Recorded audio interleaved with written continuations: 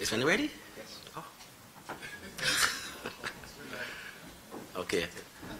Good morning, ladies and gentlemen. Welcome to this briefing relating to activities on the 30th of November, Independence Day. Cabinet, chaired by our Prime Minister, the Honorable Mayor Motley, would have made a decision a few weeks ago that on the 30th of November, Independence Day, that we would make a few changes to the way we celebrate Independence Day itself, and that whatever we came up with had to include greater participation by Barbadians of all walks of life, whether in terms of watching or attending the parade or actively participating in the parade.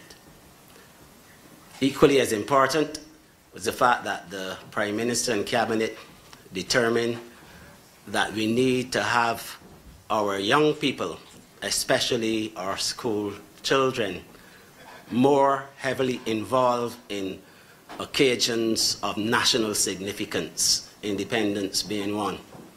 And so an interministerial subcommittee was formed, of which I have the pleasure to chair. And we also included several agencies that traditionally had responsibility for the execution, planning and execution of Independence Day Parade. And we are looking this year to do something that is tasteful, something that will have an impact on our nation, that will bring the nation together, something that will give our young people something to aspire to. And also taken into account that we are still in a birth program, and that whatever we do, we must be cognizant of the economic situation that exists within our country. And as a result of that, we made some determinations, and I want to just brief the nation as to exactly what we're going to do. But before I do so, let me just introduce those who are at the head table with me. To my extreme right is Senior Superintendent Bruce Rowe, representing the Commissioner of Police. Then there's the Honorable John King, Minister of Culture and Sports. To my left, Chief of Staff of Barbados Defense Force, Colonel Glenn Granham. And to his left, Major Carlos Lovell, Commanding Officer, Barbados Regiment, and the Parade Commander for the 52nd anniversary of Independence Parade. Let us start, first of all, with the parade itself. Given the mandate by Cabinet and the desire to have a wider participation of Barbadians, we took the decision to take the parade this year to Kensington Oval, because we felt that that would facilitate the objectives that we are trying to achieve. So that's the first change. The parade will be held at Kensington Oval. There's not much that we could have done given the short space of time in terms of changing up the ceremonial parade, but we've added one or two things this year that we consider to be interesting and exciting. First of all, in order to involve as many school children so that they really get to feel for things Barbadian, we determined that we will invite the participation, the attendance of about 5,000 students across our primary and secondary schools in Barbados. And this for us is an exciting thing. The Ministry of Education has been very, very collaborative in terms of trying to get this effort going. We also decided that we will create a leadership program which will be centered around, in this case, the head boy, head girl from each primary and secondary school, and they're going to have some leadership badges pinned on them on Independence Day. And the Prime Minister herself will deliver an independence message on the parade, which is also something new. This parade will also see for the first time the performance by one of our cultural icons, and I will leave that for Minister of Culture to deal with later, but suffice it to say that it is going to be a new song which will be done by Edwin Yearwood. So that is the actual ceremonial parade at Kensington Oval. But the exciting part of it, which is quite new, is the procession through Bridgetown. And this year, we are going to be calling this segment of it, We Barbados. We Barbados because we want the participation of this entire country, not only in the Independence Parade, but in the recovery and the rebuilding effort that we are currently undertaking. So We Barbados will have a cultural component, a sports component, and it would also include and involve those persons who may not be Barbadians by birth, but certainly have the pleasure of calling Barbados home, those of our neighbors and beyond. And we are inviting, for example, the participation of the Vincentian Association, the St. Lucian Association, the Haitians, the Guyanese, the Muslim community, and any others who want to participate. Additionally, this year will see the participation of community groups across this country, and also we will have for the first time a procession that will include life-size portraits of our national heroes. That is going to be an important aspect of it as well.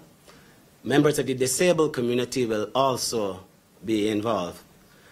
And for those Barbadians who traditionally line the streets during the procession, there will be some activities as well to keep you involved and keep you occupied until the procession starts.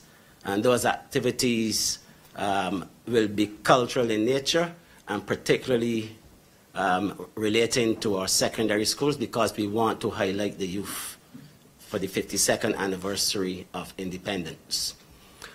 Kensington Oval can accommodate perhaps about 11,000 persons. We expect to have 5,000 school children, and the remainder of the Oval will be open to the public. Tickets will be made available shortly. Locations will be announced, which will include normal box offices. And we would like for Barbadians to really take the opportunity to get their tickets early so that they can be part of the action on the 30th of November. So, and the tickets are free. This is not going to cost you anything. This is We Barbados. And we are asking everyone to get involved. Wear your national colors on Independence Day. Persons, vendors who would wish to come and play their trade, we want you to serve traditional Barbadian items. We expect to see conkeys, we expect to see morbi and lemonade, and all of those other things that Barbadians have been used to in the past, even though some of them may be disappearing from the landscape today. But we want to make sure that it is a Barbadian day. So, ladies and gentlemen, come and join us on the 30th of November. Let's celebrate We Barbados. And I will invite any questions which you may have, and members of the head table will be able to respond to any areas within their particular responsibilities.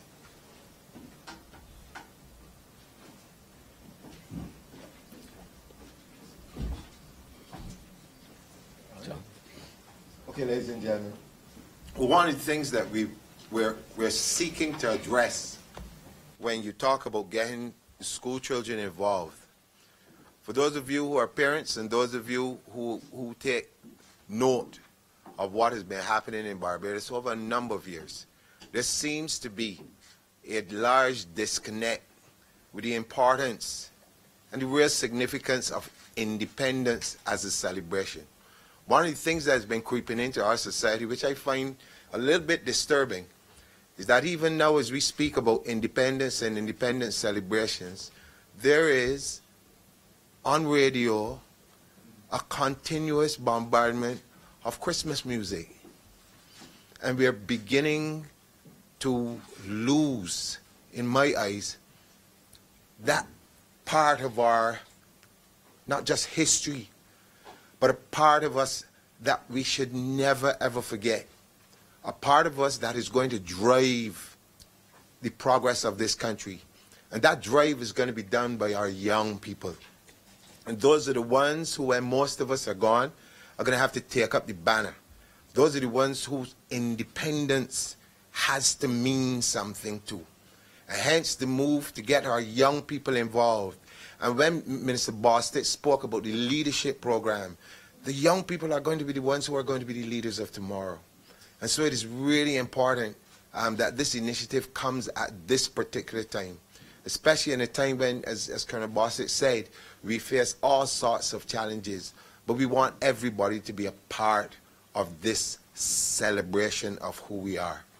On the streets, as the parade passes on its way to Heroes Square, there will be 7 bands from secondary schools, which again gives our young people, our young musicians, our young people into the arts, the opportunity to express themselves. And specifically, we've requested that any of the music that they play along the streets is going to be Barbadian music. This is where we looked at the very best of ourselves to highlight on Independence Day. There's also going to be a component which has never happened before, but it happens in other territories on a regular basis. And we've decided that this year our sporting icons and our cultural icons are going to be a part of that procession. And so you will see from cricket legends to many of the other disciplines who have done very well representing this country, they will be in the parade. And you're also going to see from cultural ambassadors, official and unofficial ones, expressing themselves. And so it's important for us that all Barbadians, as Colonel Bostic said, from all walks of life, become immersed in this particular celebration in the 52nd year of our independence. This is going to be a huge message for the rest of the world that says Barbados is back and that Barbados is a strong and united society looking to move forward. And hence we've had assistance from the music fraternity. A number of artists got together, wrote the jingle, which you'll be hearing in a few minutes. They did it in a short space of time. They did it free of cost. And that's the kind of involvement that I'm talking about that we want to encourage from all Barbadians. Our parish ambassadors have been put on alert, and they're going to be representing their parishes. And so we're going to ask everybody from within the various parishes across Barbados, the nooks, the crannies, wherever it is, make your way down to Kensington. Now, Kensington, as Mr. Bostic said, may be only able to hold a certain amount, but the streets lining that way to Heroes Square, there's opportunity for people all over this island to be there. It's going to be a spectacle like none you've ever seen before. And it's a good time for us as a nation to come together as we walk this walk. So I want to just take the opportunity to invite everybody to join us on this walk. Mr. Walker. Sir?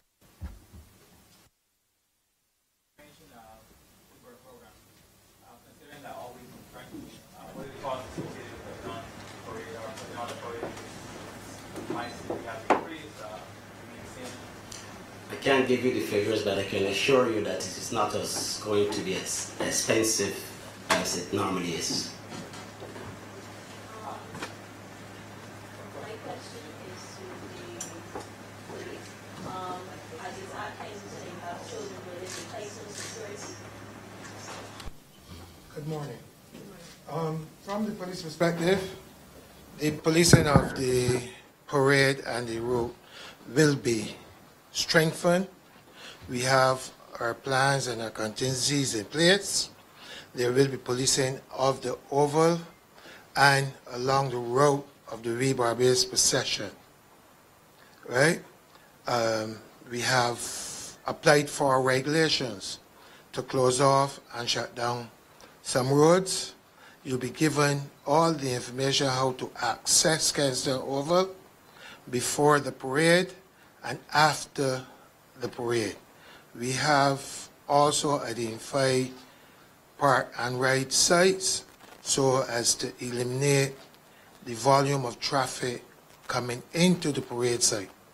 So I want to assure you that we have our security plans include the security of the oval, the security along the route, and the security of the children and all Barbadians that will be at that parade. Can you repeat, please?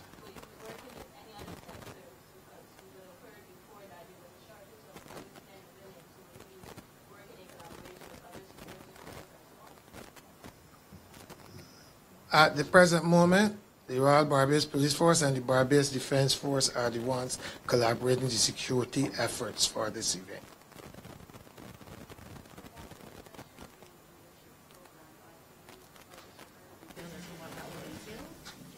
I cannot give you those details at the moment because this particular interministerial committee does not have the responsibility for that program. But all I can say to you is that it officially will be recognized or launched on that day, and the young people of Barbados, represented by head boys and head girls from all primary and secondary schools, they will be the focus on that day in terms of this particular program. Good morning to head table. I'm just wondering, perhaps the ESA Executive Parade Commander or the Chief of Staff can answer this question in terms of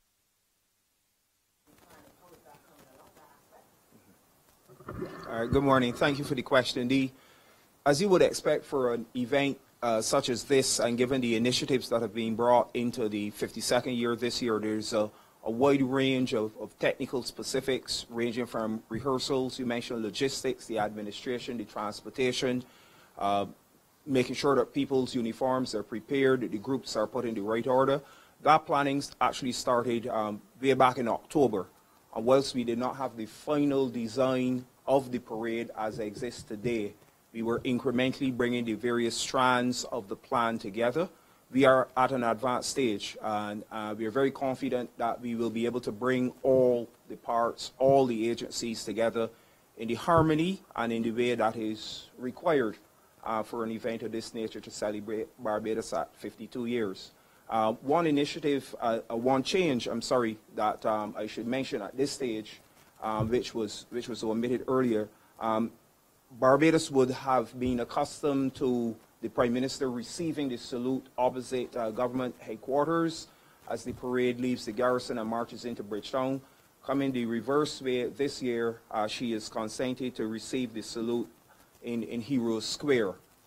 So the elements, the sort of standard elements that Barbados has grown to know, appreciate, love, and celebrate at independence are all retained within the parade. And I could only echo the comments, the encouragement of Minister Bostic and Minister King as well, for all Barbados to come out and celebrate. We normally get a very good turnout on the garrison, and I'm very confident that we're probably going to see double that at Kensington Oval. Something that I can add here is the fact that for the first time, certainly in my memory, the actual march off from Kensington, in this case, through to Bridgetown, will not be led by the armed units, but by the Girl Guides Association. And this is in recognition of the celebration of their centenary, and we thought that we would give them that honor on the 30th of November. It was mentioned that there are only 5,000 students. How many officers, how many Girl Guides altogether will be a part of the actual parade? The numbers on the parade usually exceed 900. This year, we are approximating right now in the region of 900 and... Sorry? 1,022. And of course, for the We Barbados procession to Bridgetown, that number will be increased. But the parade numbers, the actual formed groups of unarmed units, unarmed service organizations, they usually number in excess of 900, 1,022, as per the rehearsal on Sunday was the number.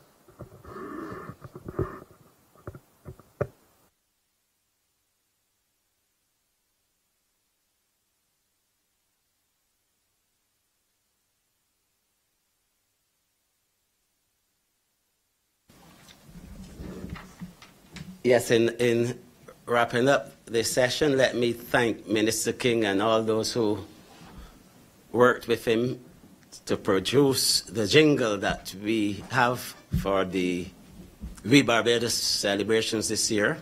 As he said, they did it voluntarily, and this really is what we are hoping to achieve in all aspects of the celebrations for the 52nd anniversary, where we're asking Barbadians, those who have buses, coaches, those who can contribute in any way towards the success of this event without us having to increase the cost of production, and that is the aim. I would also like to say that the Church of God in Barbados, they're also celebrating 100 years, and on the parade, the pledge will be led by a boy and a girl from the Church of God. So this is going to be a good celebration, and I just want to encourage everyone to try and come out and participate and support, show a love for country, show a love for this nation. And I repeat, it is We Barbados. Thank you.